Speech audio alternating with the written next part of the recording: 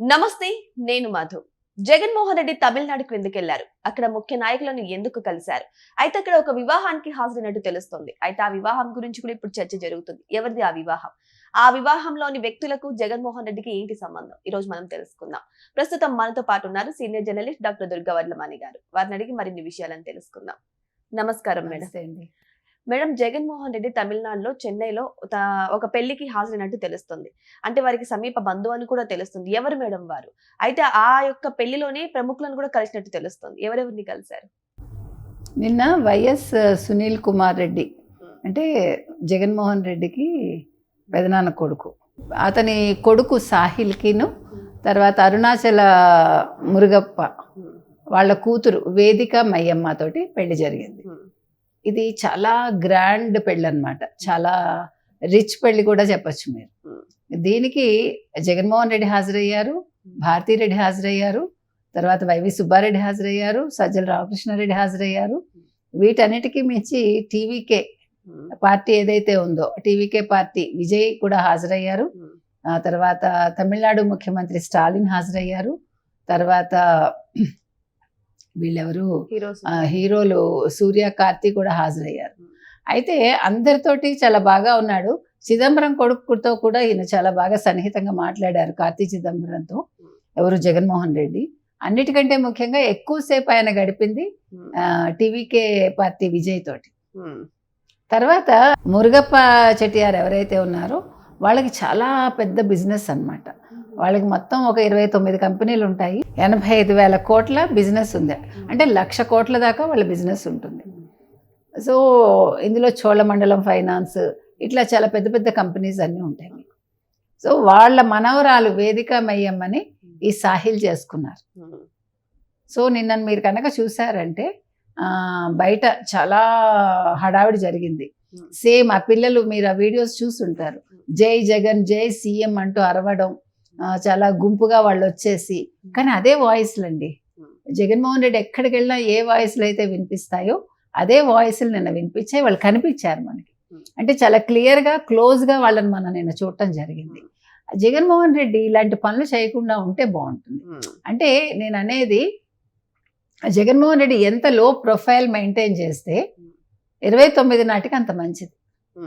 అంతేగాని ఇదే టెక్నిక్ ప్రతి చోట ఉపయోగిస్తే చీప్గా ఉంది అది. ఇప్పుడు చెన్నై వెళ్ళి ఆ విధంగా చేయటం అనేది చూడటానికి చాలా ఎబ్బెట్టుగా ఉందిగా. ఆయన చక్కగా ఒక డిగ్నిఫైడ్గా వెళ్ళి వచ్చేస్తే సరే, ఆయన తర్వాత ముఖ్యమంత్రి అవుతారా అవ్వరా, ఎమ్మెల్యే అవుతారా అవ్వరా, ఇవంతా అనవసరం. ఒక జగన్మోహన్ రెడ్డిగా మాత్రం మనం మాట్లాడుతున్నాం. తర్వాత అమ్మాయి చాలా ఎమోషన్ అయింది, మీరు చూసారో లేదో వీడియో. పెళ్లి కూతురు వేదిక మయ్యమ్మ ఇమోషన్ అయ్యారు ఆవిడ, అంటే జగన్ని చూసి. అంటే ఎంతైనా రిలేషన్ కదండి. ఇప్పుడు పెనుమావ గారు అవుతారా ఏదో కదా. ఏదేమైనా నిన్న చాలా అంటే బాగుంది. జగన్మోహన్ రెడ్డి వెళ్ళడం, ఇంత సందడి నెలకొనడం, ముఖ్యంగా అసలు ఇప్పుడు టీవీకే పార్టీ ఏదైతే ఉందో అది మరి రానున్న రోజుల్లో ఏఐడిఎంకే తోటి కలవదు అని అంటున్నారు, బీజేపీతో కలవదు అంటున్నారు. మరి కాంగ్రెస్తో పొత్తు పెట్టుకుంటుందా? కాంగ్రెస్తో పొత్తు పెట్టుకోవటం వల్ల జగన్కి ఏమైనా అడ్వాంటేజా? ఎందుకు అంతసేపు మాట్లాడారు అంటే రాజకీయ కారణాలు కూడా కనిపిస్తున్నాయి. అంటే ఒక పెళ్లి అనేది రాజకీయాలకు కూడా వేదిక అయిందా, అది మనం ఆలోచించాల్సింది. సో వేదిక పెళ్లి రాజకీయాలకి వేదిక అయింది, అది మనం చెప్పుకోవాల్సింది. సో ఏది ఏమైనా నిన్న ఇంతమంది కలవటం, ముఖ్యంగా కార్తీ తోటి సూర్యతోటి ఆయన ఆలింగనం చేసుకుని మరీ మాట్లాడారు.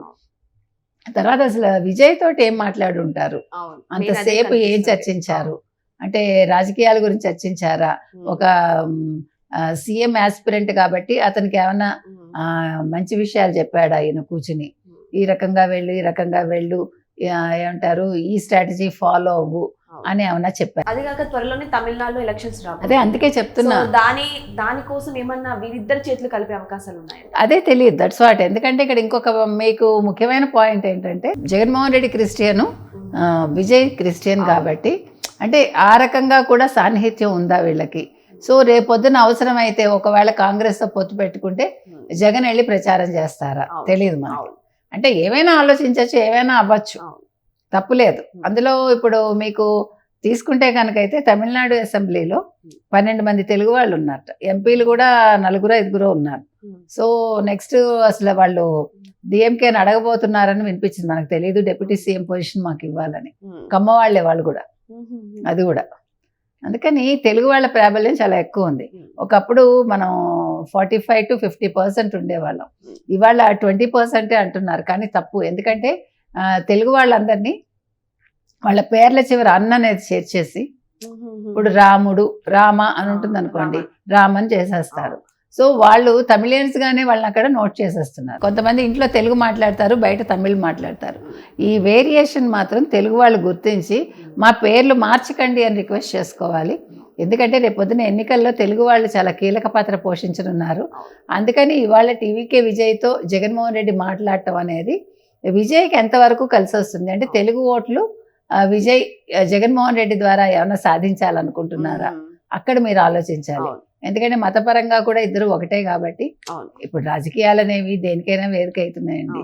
సో పెళ్లికి వెళ్ళటం అనేది ఒక సాకు, అంటే 2 పుణ్యం పురుషార్థం అన్నట్టుగా.